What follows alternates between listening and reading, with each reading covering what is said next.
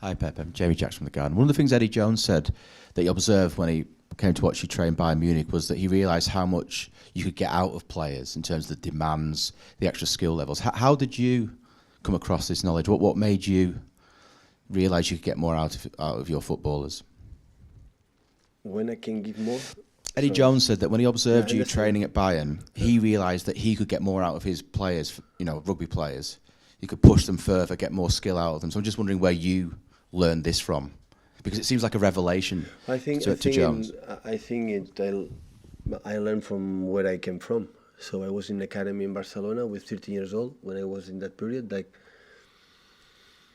they teach me, or I learned on that you have to win and win and win, and after that win again, and it's not good, and when you feel this pressure that is never is enough, and you can do better after you learn from that, and after as a football player when I was there, and after manager when I start, I followed this instinct to do that. But I think most of the managers are in that way. So I think I've not been watching or learning from Eddie Jones, but I'm pretty sure he's demanding all the time a lot. If not, you cannot be in the final for the World Cup, Rugby World Cup. So I think most of the managers, most of them are like this. And when you're looking to identify new players, how do you assess whether they can mentally be convinced of your way? That's the big mystery. When you buy a player, you can discover the skills, but not the mental approach. You should talk a lot with the old mates or old manager have been with this guy to anticipate some, things that maybe you believe or you think he has and he hasn't. That I think is the most. I think the most important department in the club is the scouting department. So the department for Chiqui Begiristain in this case is the most important part of the whole organization, much more the manager, much more the players. When they choose well, 80% of the job is done. When we don't choose well, or they don't choose well the players that we need for the way we want to play, for the quality they have, spend a lot of time and energy, and sometimes you are not able to do it because you don't have too much time with the incredible amount of fixtures to training to improve. So that is my feeling. But I think more info you have before you take a player is much better.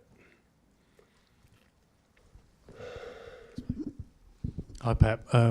You're obviously a big fan of Ilkay Gundogan. You always speak very highly of him. This month he's been nominated for Premier League Player of the Year. How useful has he been to you? Player of the Year. Sorry, Player of the Month. My English isn't very good. No, you are distracted. Yeah, there's a lot of games. English is quite good. Yeah, definitely. So he's very versatile. How much has he helped you? And how have you been able to use him in different roles? So the Wolves game, the Crystal Palace game, the Aston Villa game last week. How useful is he at the moment? Yeah, a lot.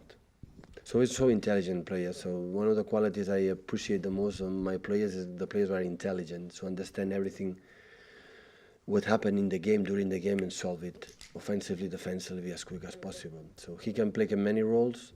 When he play close to the box, he's a guy who scores goals and a personality, and especially in that position, the holding midfielder.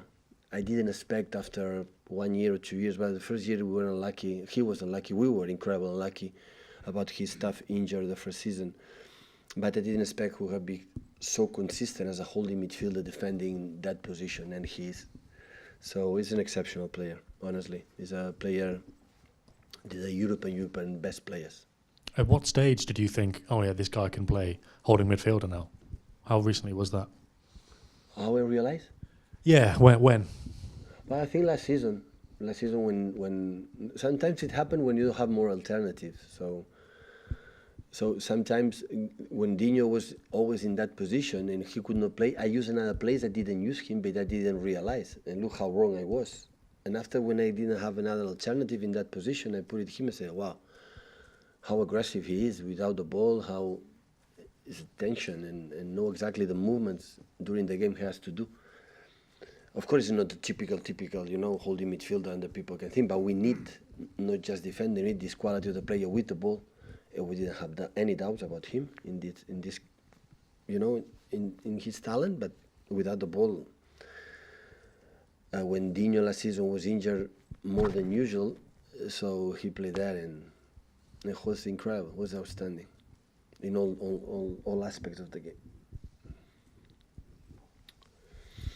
Hi Pep, just coming back to Eddie Jones and the rugby, did you kind of learn anything from him when he came to see you, obviously, because he's a kind of elite coach as well? Well, we spoke once or twice, so not much, honestly. So he was so kind. It was a pleasure to see him, to meet him. But we talked some movements of rugby. I'm a big fan.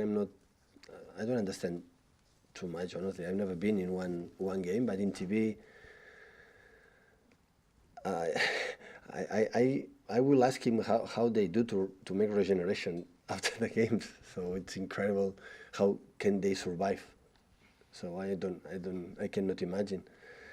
So, but we spoke about the sports, about life, so nothing special.